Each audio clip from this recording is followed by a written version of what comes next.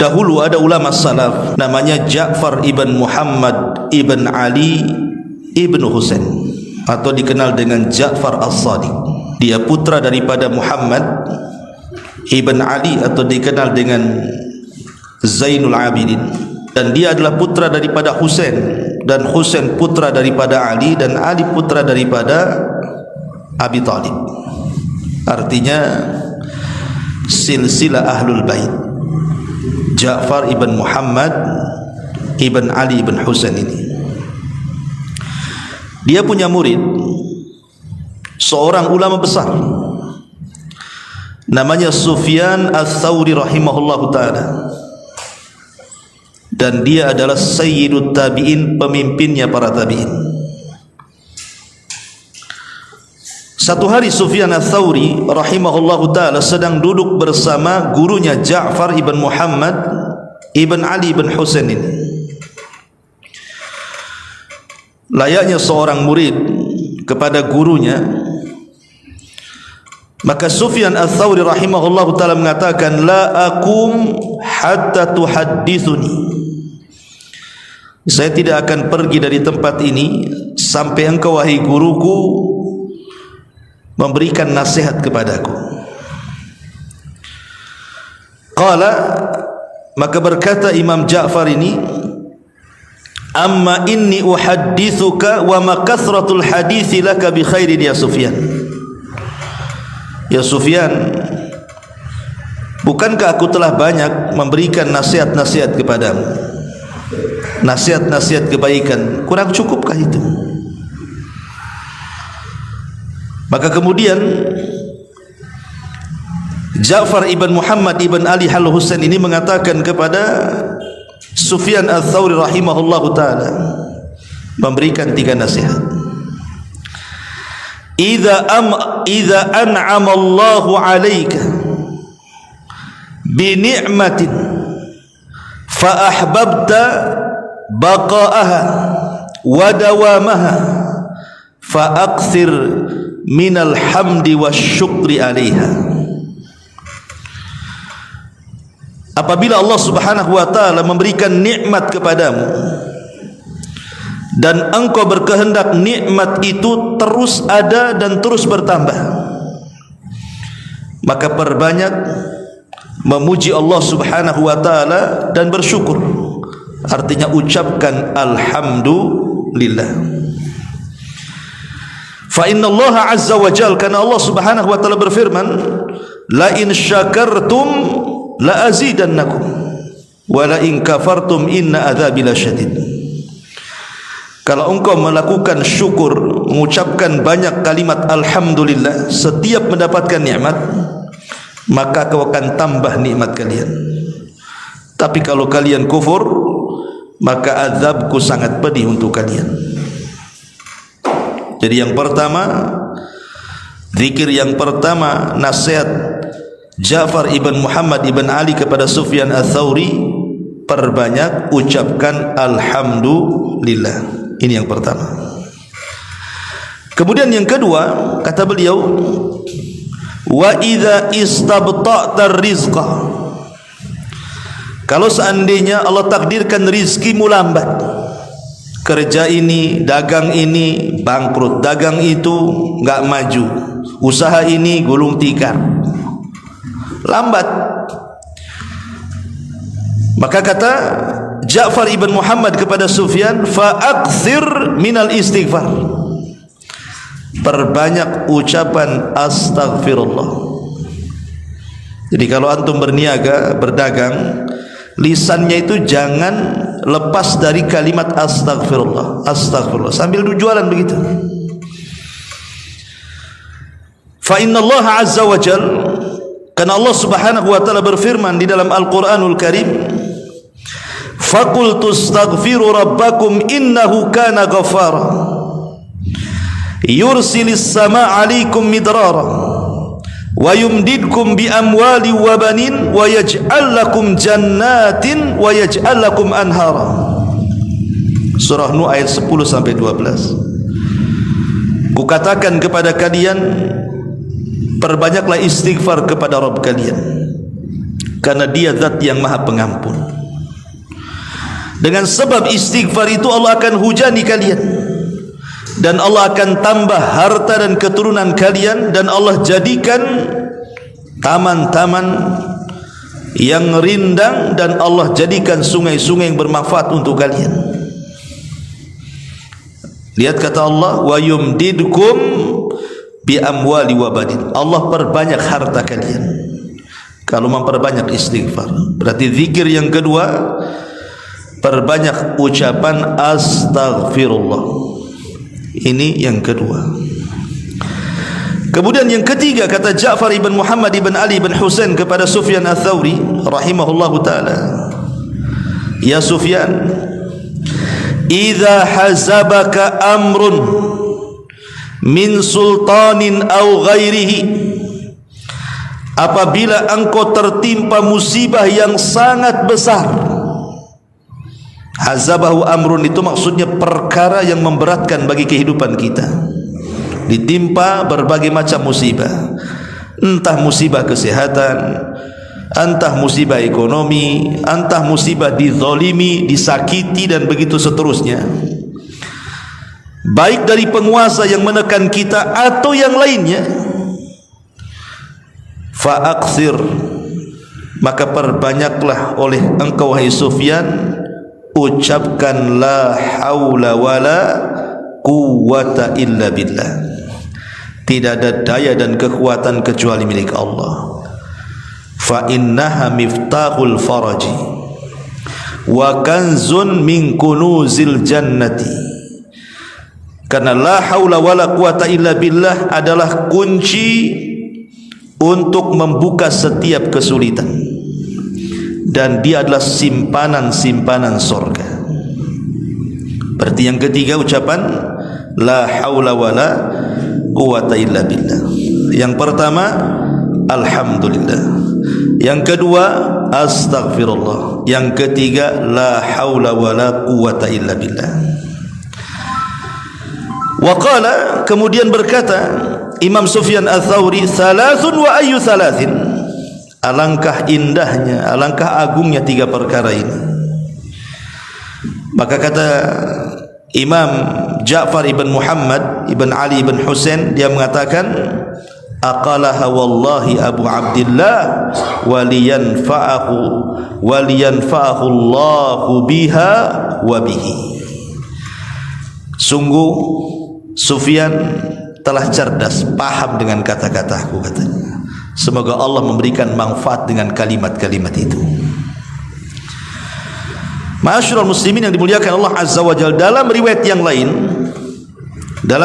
lain, nasihat Ja'far ibn Muhammad kepada Sufyan al-Thawri, dia mengatakan idza ja'aka ma tuhib, idza ja'aka ma tuhib, kalau datang perkara yang perkara itu sangat engkau sukai, datang kabar membahagiakan, datang harta membahagiakan, pokoknya apapun yang datang kepada kita dan itu membahagiakan kita, fa'aksir, perbanyak oleh engkau wahai Sufyan alhamdulillah, ucapkan alhamdulillah. Wa idza ja'aka ma takrahu, tapi kalau datang perkara yang kau tidak suka, kau benci, enggak mau dengar, enggak mau menerima, fa'aksir, maka perbanyak ucapan la haula wala quwwata illa billah. Wa idza stabta'ta rizqa, tapi kalau rizkimu lambat, fa'aksir, perbanyaklah oleh engkau min istighfar, ucapan astagfirullah, astagfirullah. Baik, kita akan bentangkan. Ma'asyiral muslimin yang dimuliakan Allah Subhanahu wa taala, manusia sangat menghendaki tiga perkara: mendapatkan nikmat, dan kalau bisa nikmat itu bertambah, diluaskan rizki, dan kalau bisa diberikan kekayaan yang banyak. Yang ketiga, dihindarkan dari musibah, tidak tersentuh sakit, tidak ada masalah, hidupnya happy. Itulah manusia. Keinginan kita kan cuma 3 di dunia ini. Apa keinginan antum itu? Kecuali 3 perkara ini yang kita inginkan. Dapat nikmat, ya, nikmat apa saja. Istri nikmat, anak-anak nikmat, pekerjaan nikmat, kesehatan nikmat, bisa ke sana kemari nikmat. Nikmat itu banyak. Termasuk nikmat yang paling besar, nikmat Islam, nikmat iman, nikmat redha dengan pemberian Allah Azza wa Jalla, nikmat taubat, dan begitu seterusnya. Nikmat itu luas. Karena Allah Subhanahu wa taala mengatakan, wa in ta'uddu nikmatallahi la tuhsuha. Kalau engkau hendak menghitung nikmat Allah, enggak mungkin kehitung. Saking banyaknya nikmat Allah itu. Dan manusia itu paling suka mendapatkan nikmat dan tidak suka mendapatkan azab. Manusia itu paling suka mendapatkan nikmat kan. Antum dipuji, senang. Antum dicela, enggak mau. Ya. Antum untung dalam jualan, senang. Antum buntung dalam jualan, tak mau. Memang tabiat manusia itu ingin mendapatkan nikmat, dan kalau bisa nikmat itu tetap dan bertambah. Yang kedua, manusia itu ingin diluaskan rezekinya. Kalau bisa usaha apa saja untung. Buka ini untung, buka itu untung. Ini buka ini buntung, buka itu buntung lagi kan. Saya buntang-buntung aja kan. Tak maulah manusia itu. Dan manusia tak mau terkena musibah. Manusia itu tidak mau. Makanya kenapa kemudian orang baru menghargai kesehatan itu setelah dia sakit. Saya punya kawan satu orang dulu di masa mudanya dia tidak peduli dengan kesehatan, makan sembarang, kesana kemari menghabiskan uang poya-poya dan begitu seterusnya. Akhirnya sudah tua, umurnya sudah 60 sekarang. Penyakit banyak sekali, komplikasi di mana-mana. Bahkan setiap hari dia harus konsumsi obat. Kalau dia tidak mengonsumsi obat langsung pingsan. Baru dia terfikir, nasihati saya dan yang lainnya, jaga kesehatan Ustaz gitu. Jaga kesehatan Ustaz. Kalau saya tahu setua ini seperti ini, tentu dulu akan saya jaga kesehatan. Orang itu baru tahu nikmat sehat setelah dia sakit. Jadi orang itu kan tidak mau ditimpa musibah itu. Mana ada orang mau kena musibah? Enggak mau. Orang itu ingin mendapatkan nikmat, diluaskan rezekinya, dia jauhkan dari musibah kan. Lah di sini ada solusi.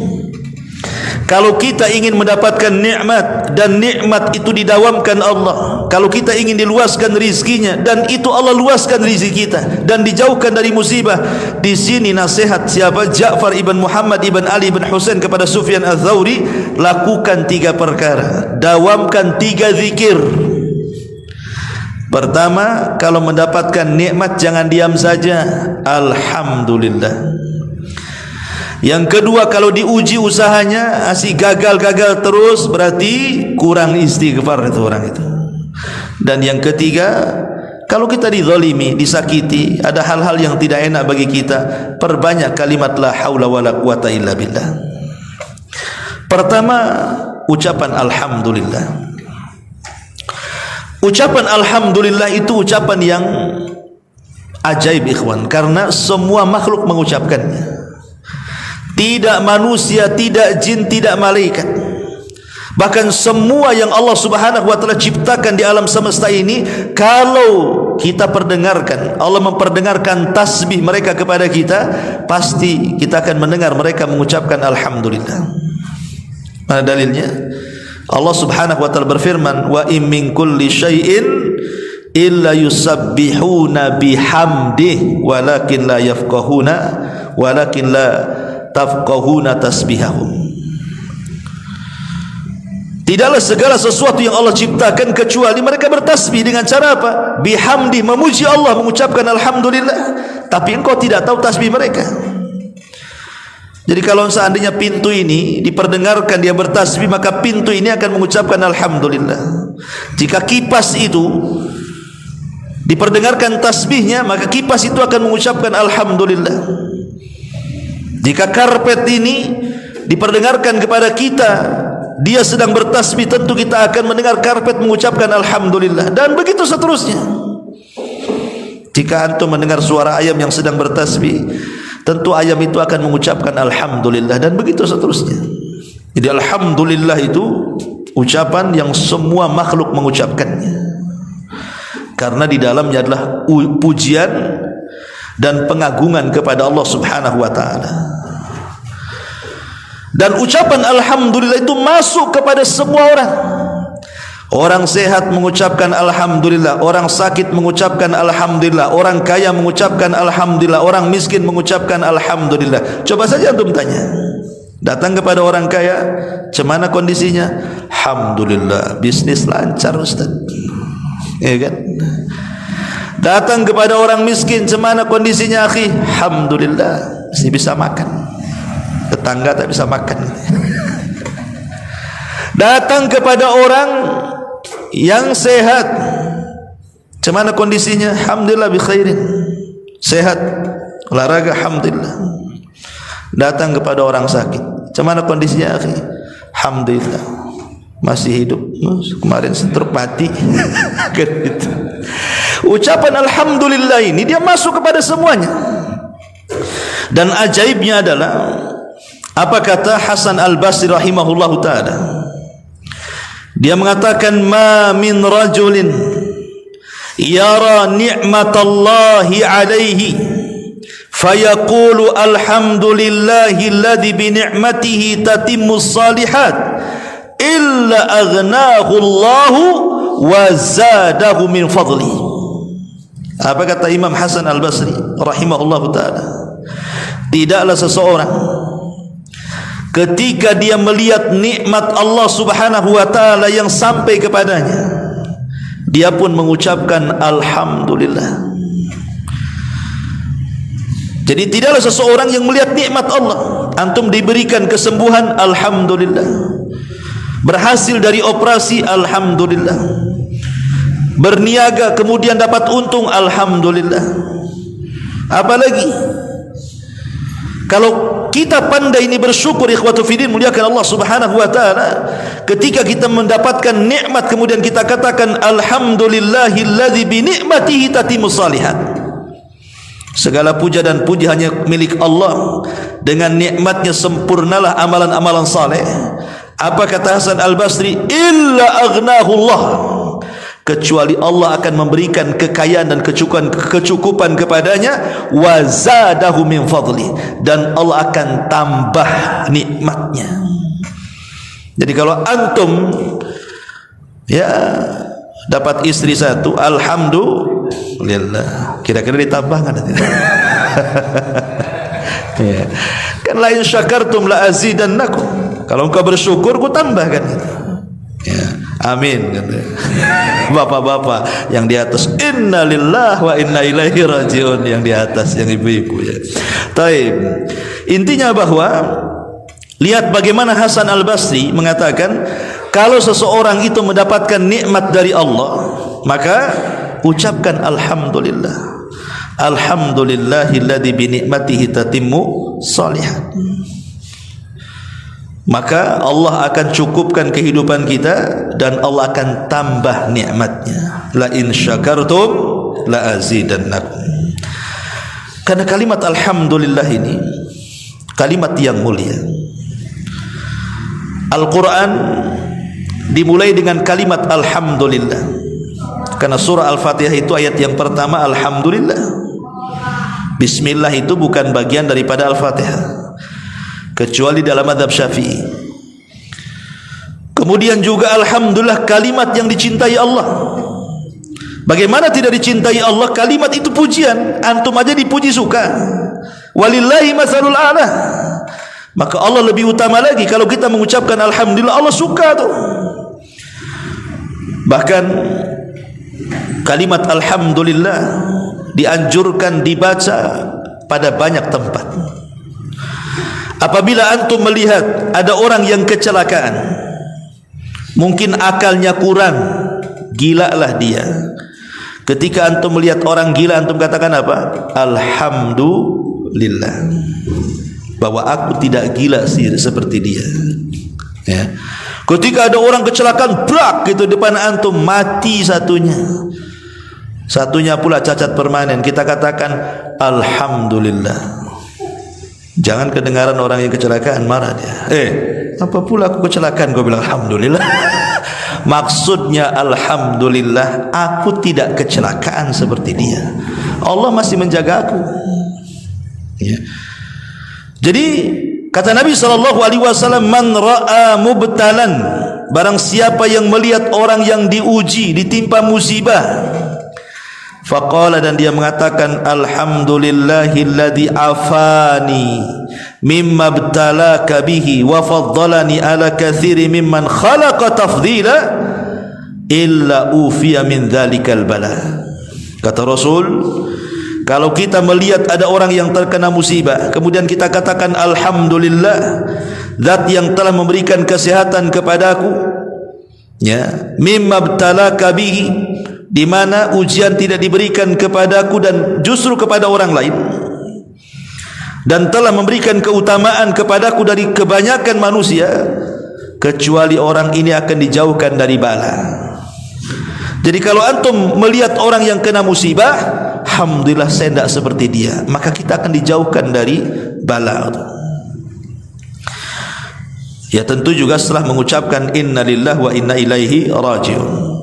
Kemudian juga disyariatkan ketika habis bersin, alhamdulillah. Kalau antum bersin alhamdulillah, kan begitu, maka dijawab yarhamukallah, karena bersin itu menghilangkan penyakit. Alhamdulillah Allah berikan bersin.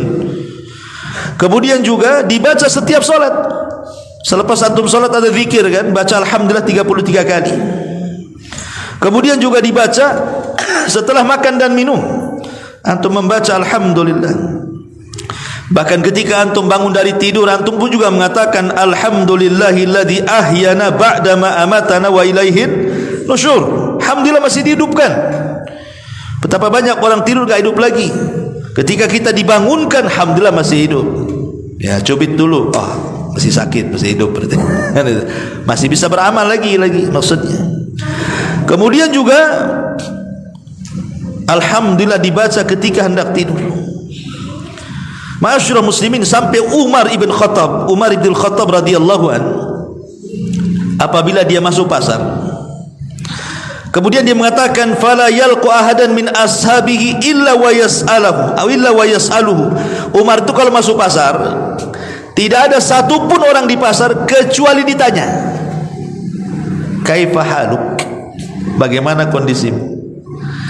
Maka semua yang ditanya seperti itu akan mengucapkan alhamdulillah, kan begitu. Kata Umar, ini yang aku mau, engkau mengucapkan kalimat itu. Ini yang ku mau, karena ucapan itu akan dicatat dalam catatanmu di hadapan Allah, dan akan memberatkan timbangan kebaikanmu, dan akan menjadikan kau bahagia kelak pada hari kiamat. Kata Umar, tuktab fi sahifatika wa tudha fi mizani hasanatika fatafrahu biha yaumal qiyamah. Kalau engkau mengucapkan kalimat itu, kata Umar, itu adalah kalimat terbaik dalam catatanmu, dan itu yang bisa memberatkan timbangan di hadapan Allah, dan engkau akan bahagia dengan kalimat itu. Makanya Abdullah ibn Abbas radhiyallahu anhuma meriwayatkan sebuah hadis, walaupun sebagian ulama mendhaifkan riwayat ini, tapi ada juga yang mensahihkan, karena hadis ini sahih ala syarti Muslim. Awal ma yud'a ilal jannati alladina yahmadullaha fi sarra'i wal dharra. Manusia yang pertama kali dipanggil masuk surga. Jadi ketika manusia berjubel di pintu-pintu surga itu, maka Rasulullah SAW orang yang pertama kali masuk ke dalam surga, dan dia membuka pintu surga. Maka dari manusia yang berada di luar surga itu, yang pertama kali dipanggil untuk masuk ke dalam surga adalah orang yang banyak memuji Allah, baik dalam kesendirian ataupun dalam terang-terangan. Banyak mengucapkan alhamdulillah, alhamdulillah, alhamdulillah. Ma'asyiral muslimin yang dimuliakan Allah Subhanahu wa taala. Dari sini kata Imam Ibnul Qayyim rahimahullahu taala, apa kata beliau dalam kitabnya Jala'ul Afham? Wa ummati Rasulillah sallallahu alaihi wasallam humul hammadun yahmaduna Allah ala sarra'i wa dharra, wa salatu ummatihi muftatahatun bilhamdi, wa khutbatuhu muftatahatun bilhamdi, wa kitabatuhu muftatahatun bilhamdi, wa biyadihi lewa'ul hamdi yaumal qiyamah. walamma yasjudu baina yaday rabbih lisyafa'ati wa yu'dhan lahu fiha yahmadu rabbahu bimahamidi yaftahuha alaihi hina idzin. Apa kata Imam Ibnul Qayyim rahimahullahu taala? Umat Muhammad adalah umat yang banyak memuji Allah. Jadi umat Rasul adalah umat yang banyak memuji Allah. Mereka memuji Allah baik dalam kondisi senang ataupun susah. Dan solat umatnya, maksudnya solat 5 waktu, dimulai dengan kalimat alhamdulillah dalam doa iftitah, ya. Dan setiap khutbahnya juga dimulai dengan alhamdulillah, innal hamdalillah. Bahkan para ulama ketika mencatat kitab juga dengan memulai dengan alhamdulillah. Bahkan nanti Rasul akan membawa bendera alhamdu yaumal qiyamah pada hari kiamat, ketika dia sujud di hadapan Allah untuk meminta syafaat, kemudian diberikan syafaat, maka Nabi SAW akan memuji Allah Subhanahu wa ta'ala. Intinya bahwa jangan lepaskan kalimat alhamdulillah. Ada sebuah hadis dari Aisyah radhiyallahu anha, ummul mukminin radhiyallahu anha, idza ra'a ma yasurruhu, kalau engkau melihat sesuatu yang membuat engkau senang, maka ucapkan alhamdulillahilladzi bi ni'matihi tatimmu shalihat. Tapi wa idza ra'a ma yakrah, kalau engkau melihat sesuatu yang engkau tidak suka, maka ucapkan alhamdulillah ala kulli halin. Dibedakan lafadznya ya. Kalau nikmat alhamdulillah, alhamdulillah bi alladzi bi ni'matihi tatimmu shalihat. Tapi kalau kita melihat yang tidak kita sukai, mungkin berupa musibah, maka kita katakan alhamdulillah ala kulli halin. Nah, begitu cara bacanya. Maka kalau kita terus memuja dan memuji Allah Subhanahu wa taala, maka nasihat Ja'far, Imam Ja'far ibn Muhammad ibn Ali ibn Husain ibn Ali kepada Sufyan Ats-Tsauri rahimahullahu taala, apabila engkau melihat nikmat Allah yang Allah anugerahkan kepadamu dan engkau ingin nikmat itu tetap dan bertambah, maka ucapkan alhamdulillah. Ini yang pertama. Yang kedua, kata beliau, apabila lambat rizkimu, usaha ini tidak maju-maju, usaha itu juga tidak maju-maju, buka ini bukan bentang tikar gulung tikar, pokoknya susah mau dapat rizki itu susah, ya. Maka kata Hasan Al-Basri, kata Ja'far ibn Muhammad ibn Ali ibn Husain kepada Sufyan Ats-Tsauri, fa'akthir minal istighfar, perbanyak oleh kalian membaca istighfar, astaghfirullah. Abu Musa radhiyallahu an, Abu Musa Al-Asy'ari radhiyallahu anhu, seorang sahabat Rasul, dia mengatakan, kana lana amanani dhahaba ahaduhuma wa huwa qaunur rasul fina wa baqiyal istighfar ma'ana fa idza dhahaba halakna, kata dia.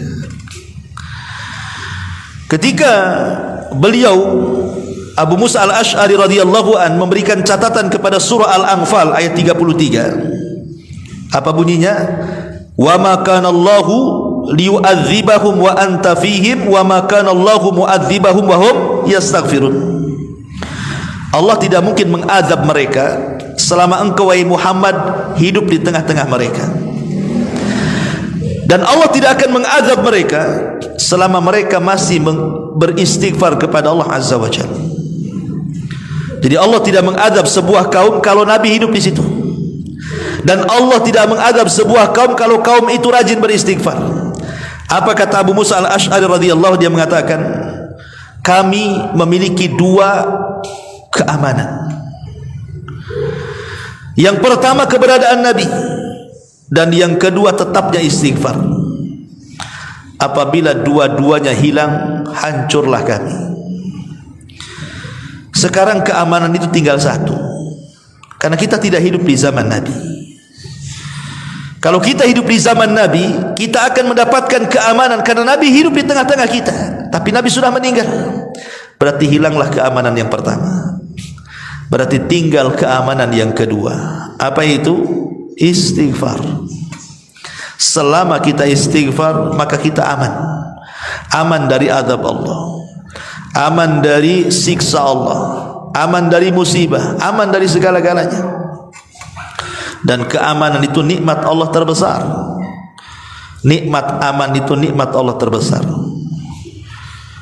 Makanya amanah diambil dari kata-kata aman, karena dengan amanah itu terciptalah keamanan.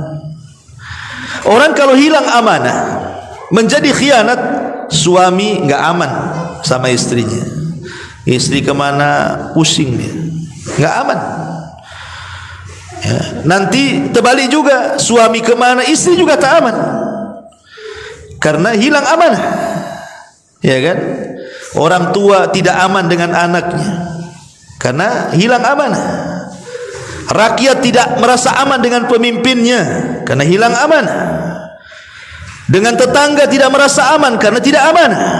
Kan begitu ya? Jadi keamanan itu sesuatu yang menenangkan hati. Makanya amanah diambil dari kata aman, karena kalau tegak amanah pasti aman. Akan merasa aman kalau orang amanah semuanya kan. Ma'asyiral muslimin, rumah antum tinggal, apa-apa enggak ada yang nyuri kok. Semua amanah. Tapi kalau lingkungan itu tidak aman, banyak pencuri Ustaz. Kerjasama dengan satpamnya pula, enggak amanah. Pusing kita ini, mau pergi aja pusing kan, padahal sudah digembok, sudah diteralis lagi kan rumahnya itu, tetap juga taburi garam. Jadi ada orang kalau sudah tidak aman itu seperti itu, was-was hidupnya kan. Lah salah satu mendapatkan keamanan itu adalah dengan cara memperbanyak istighfar. Ma'asyiral muslimin yang dimuliakan Allah Azza wa Jalla, lah di antara fungsi istighfar yang dinasihatkan oleh Imam Ja'far kepada Sufyan Ats-Tsauri ini adalah apabila telat rizkimu, maka perbanyak istighfar. Apa kata Hasan Al-Basri dalam ucapan beliau? Aktsiru minal istighfar fi buyutikum wa ala mawaidikum wa fi turuqikum wa fi aswaqikum wa fi majalisikum aina ma kuntum fa innakum ma tadrun mata tanzilul maghfirah. Kata Hasan Al-Basri, perbanyak istighfar kalian itu, baik di rumah-rumah kalian, baik di tempat-tempat kumpul kalian, entah di pekerjaan, entah di pasar, entah terserah di mana saja, di jalan-jalan kalian, di pasar-pasar kalian, di majelis-majelis kalian, dimanapun kalian berada, perbanyak istighfar. Karena kita tidak tahu di mana tempat Allah menurunkan ampunan itu kan kita tidak tahu. Boleh jadi kita istighfar di masjid tidak diampuni, tapi istighfar di jalan diampuni pula karena keikhlasannya. Boleh jadi ketika baca istighfar Allah tidak mengampuni di jalan, di pasar pula karena keikhlasannya di situ pula ampunan turun. Kita tidak tahu. Dan ampunan turun itulah diiringi dengan apa? Dengan rizki yang akan dibuka dalam kehidupannya. Apabila turun ampunan, berarti barokah akan disebar, rizki akan dibuka. Karena Allah Subhanahu wa taala mengatakan, faqul tastaghfiru rabbakum innahu kana ghafara yursilis samaa 'alaikum midrara wa yumdidkum bi amwalin wa banin. Sebab istighfar itu Allah akan perbanyak harta dan keturunan kalian. Makanya dalam hadis yang sahih yang dikeluarkan Imam Abi Dawud, Rasul mengatakan, man lazimal istighfar ja'alallahu min kulli dhiqin makhraja wa bi kulli hammin faraja wa yarzuquhu Allahu min haitsu la yahtasib. Siapa yang melazimkan istighfar, kata Rasul, maka Allah akan berikan jalan keluar di tengah-tengah kesempitannya. Allah akan berikan kebahagiaan di tengah-tengah kesedihannya, dan Allah akan berikan rizki dari arah yang tidak disangka-sangkanya. Lihat bagaimana istighfar ini luar biasa, mencarikan jalan keluar, memberikan kebahagiaan memberikan rizki dari arah yang tidak disangka-sangka dalam hadis ini. Ma'asyiral muslimin yang dimuliakan Allah Azza wa Jalla, apalagi kalau menggabungkan dua-duanya ikhwan. Antum gabungkan ucapan alhamdulillah dengan ucapan astaghfirullah, oh mantap lagi. Hasan Al-Basri, Imam Tabi'in, mengatakan, jadi satu hari dia menyewa seorang pekerja hamal, tukang bawa-bawa tuh. Pemanya antum punya barang, nanti tolong bawakan, kita kasih duit, apa namanya, porter ya kalau di pelabuhan, atau pokoknya gitulah ya. Jadi kata Hasan Al-Basri rahimahullahu ta'ala, ketika pekerjanya ini membawakan barang dia dari pasar ke rumahnya dan dia di sampingnya sambil jalan, maka Hasan Al-Basri mendengar ini yang membawa barang ini selalu mengucapkan alhamdulillah astagfirullah, alhamdulillah astagfirullah, alhamdulillah astagfirullah, dari pasar sampai rumah, enggak berhenti ya. Jadi Imam Hasan Al-Basri ini heran, kemudian bertanya kepada orang ini, kenapa engkau mengucapkan dua zikir itu, alhamdulillah astagfirullah, alhamdulillah astagfirullah ya. Fa'ajab, maka dia menjawab, adapun dia mengatakan, ana fi hayati kulliha ma Allah baina amrayn, ya Imam, saya akan usahakan dalam kehidupanku bersama Allah dengan dua perkara ini. Dia mengatakan kepada Imam Hasan Al-Basri, ya Imam, saya sudah bernazar dalam hidupku, tidak mungkin aku lepas dalam hidupku dengan dua perkara ini, alhamdulillah dan astagfirullah. Kenapa? Ni'matun lillahi alayya tastahiqqu minni alhamdu wa taksirun fi haqqi rabbi yastahiqqul istighfar. Kenapa demikian? Karena kau tahu wahai Imam, Allah sudah banyak memberikan nikmat kepadaku, banyak sekali. Coba antum ngaca, di dalam mata kita ada nikmat bisa melihat, di dalam lisan kita ada nikmat bisa bicara, bisa menelan, bisa makan, dengan telinga bisa mendengar, banyak nikmat Allah itu. Dan aku tidak bisa membalas nikmat itu kecuali dengan syukur. Makanya aku ucapkan alhamdulillah. Tetapi dengan banyaknya nikmat yang Allah berikan kepadaku, aku tahu diri, aku ini masih kurang untuk bersyukur. Boleh jadi banyak larangan-larangan yang dilanggar, makanya aku perbanyak astagfirullah. Makanya aku ucapkan alhamdulillah astagfirullah, alhamdulillah astagfirullah. Kan enak tuh. Satu sisi alhamdulillah karena bersyukur akan nikmat yang Allah berikan kepada kita, karena kebaikan Allah berikan nikmat sementara kita ini tidak bisa membalasnya, dan banyak pula larangan-larangan yang dilanggar kita. Dengan apa caranya coba? Perbanyak istighfar. Makanya Nabi SAW setiap hari mengucapkan astaghfirullahaladzim itu sampai 70 sampai 100 kali itu. Artinya mengucapkan astagfirullah itu tidak mesti harus kita punya dosa, tidak, membiasakan bertobat, gitu maksudnya. Ma'asyiral muslimin yang dimuliakan Allah Subhanahu wa taala. Jadi nasihatkan seperti itu, karena ini bisa membuka rizki. Ya, antum yang baru buka usaha atau sudah lama usahanya, ya kan, dan supaya rizkinya terus dilapangkan, dibanyakkan, diluaskan, maka terus sambil jualan, sambil dagang, sambil usaha, lisannya mengucapkan alhamdulillah astagfirullah. Ini yang kedua. Yang ketiga dan yang terakhir,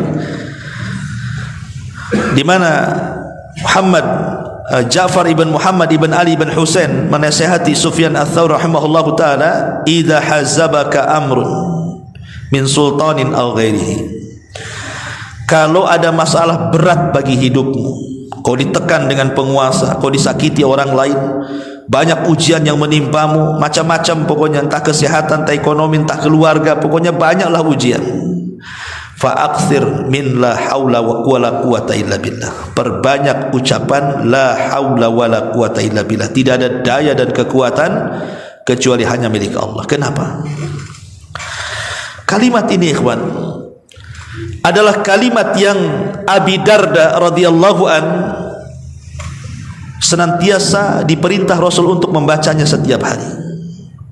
Kata Abi Darda radhiyallahu an, amarani khalili bisab'in, kekasihku maksudnya Nabi telah berwasiat kepadaku untuk tidak meninggalkan 7 perkara. Apa itu? Hubbul masakin, mencintai orang miskin. Kemudian melihat ke bawah, jangan melihat ke atas. Capek melihat ke atas itu. Ya kan, pegal kan kalau melihat ke atas kan. Lihat ke bawah. Ya. Kemudian yang ketiga, untuk bersilaturahim. Walaupun orang yang kita silaturahim dia pergi, meninggalkan kita. Kemudian yang keempat, jangan meminta-minta. Kemudian yang kelima, mengatakan yang hak walaupun pahit rasanya. Kemudian yang keenam, jangan takut celaan kecuali kepada Allah. Kemudian yang ketujuh, yang terakhir, wa amarani an ukthira min qawli la hawla wa la quwwata illa billah fa innahunna min kanzi tahtil arsy. Dan Rasul memerintahkan untuk terus membaca la haula wala quwata illa billah, karena itu adalah simpanan yang ada di bawah arsy Allah Subhanahu wa taala, alias simpanan surga. Kenapa kalimat ini kalimat ajaib ikhwan, la haula wala quwata illa billah ini? Bahkan kalau kita mendawamkan kalimat ini, orang sakit pun bisa sembuh. Orang sakit bisa sembuh. Ini obat loh, ucapkan kalimat la ilaha illallah itu. Orang malas jadi semangat. Ya. Kemudian orang yang kalah perang bisa jadi menang. Kemudian orang yang ahli maksiat akhirnya berubah menjadi taat. Karena begini, kita sering membahas tauhid kan. Bahkan di antara kita mungkin pernah belajar kitab tauhid, Antausulul Salasa, Taqwaidul Arba, pokoknya kitab-kitab tauhid lah. Kitab-kitab tauhid yang dipelajari oleh ustadz-ustadz kita ini, itu sebenarnya teori. Kebanyakan bicara masalah teori. Oh, tauhid terbagi 3, rububiyah, uluhiyah, asma sifat. Uluhiyah ini, rububiyah ini, asma sifat ini. Kemudian mentafsirkan la ilaha illallah. La ilaha illallah itu ada syarat-syaratnya 1, 2, 3. Ini kan teori, pengetahuan, teori kan. Tetapi ketika antum mengucapkan kalimat la haula wala quwata illa billah, ini namanya praktek. Antum sedang mempraktekkan tauhid. Ketika antum kemudian terus lisannya tidak lepas dengan kata-kata la haula wala quwata illa billah, artinya anda sedang mempraktekkan tauhid. Ya.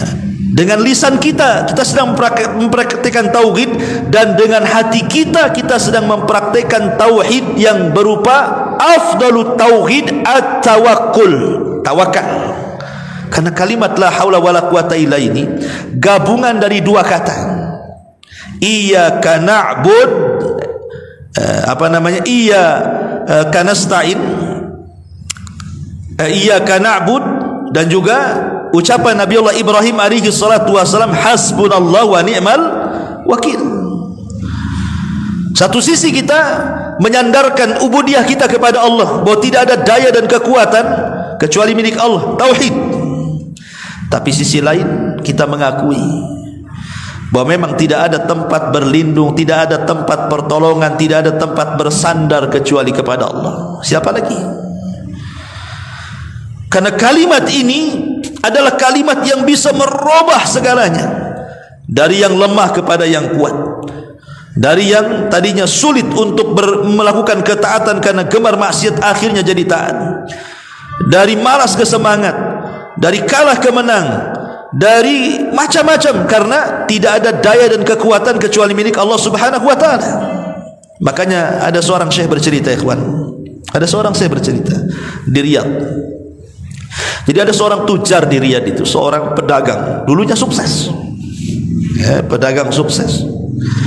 Allah takdirkan pedagang ini bangkrut, bangkrutnya, habis modalnya, hutang di mana-mana. Akhirnya kepikiran, sakit pula dia. Kan begitu orang yang bangkrut, stres, akhirnya kemudian sampai kepada sakit. Kemudian dia datang kepada salah satu masyayikh, kepada salah satu ulama yang ada di sana. meminta nasihat gitu ya. Apa yang harus dia lakukan, amalan apa yang harus diamalkan. Datanglah dia kepada salah satu ulama. Akhirnya sang ulama pun berikan nasihat, cobalah kau memulai lagi bisnismu, tetapi jangan tinggalkan kalimat la haula wala quwata illa billah. Tidak ada daya dan kekuatan kecuali milik Allah. Betapa hebatnya manusia tetap lemah di hadapan Allah. Betapa kayanya manusia tetap miskin di hadapan Allah. Minta kepada Allah.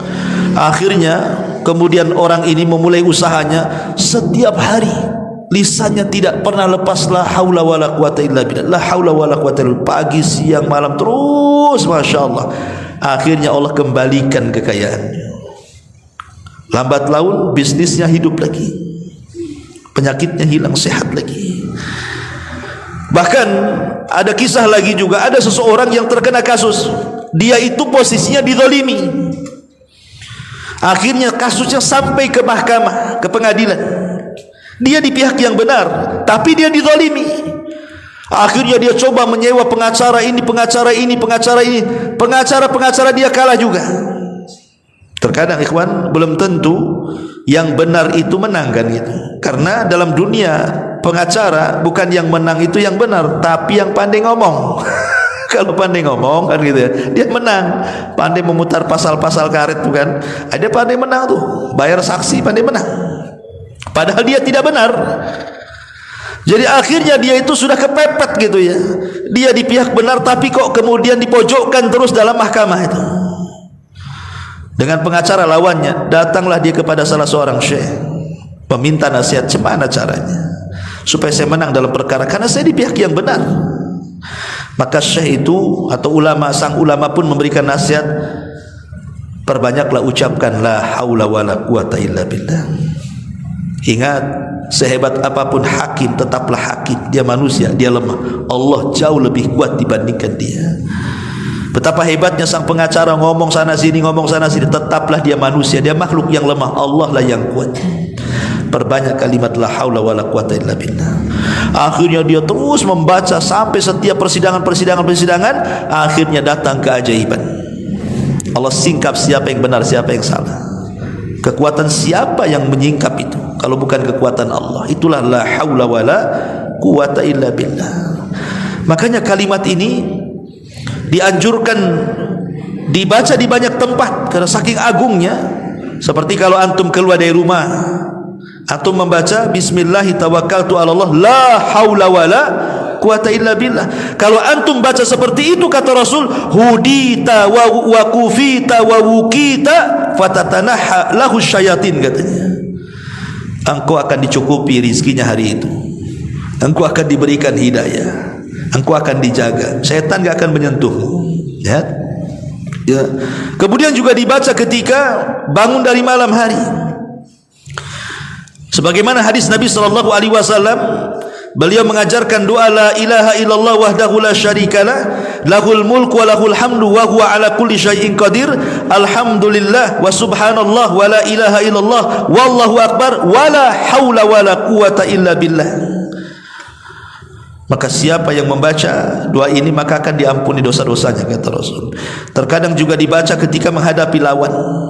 Ya, tadi antum kalau melawan di persidangan, ya kan, antum ini ada kasus, ini hari ini sidang nih, nanti jam 1 sidang. Dari malam tuh antum bacakan la haula wala quwata illa billah terus sampai ke persidangan.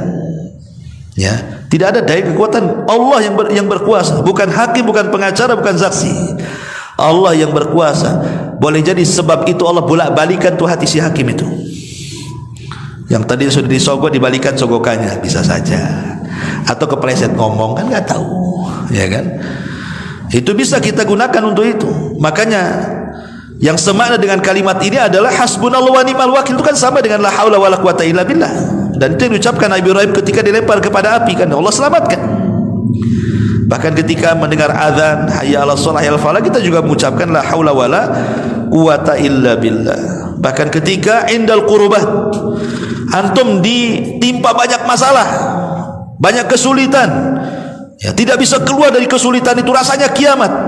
Jangan diam saja, jangan mengeluh kepada manusia, apalagi mengeluh kepada Facebook dan juga TikTok kan gitu. Keluhkan kepada Allah, perbanyak ucapan la haula wala quwata illa billah, karena dia adalah simpanan sorga.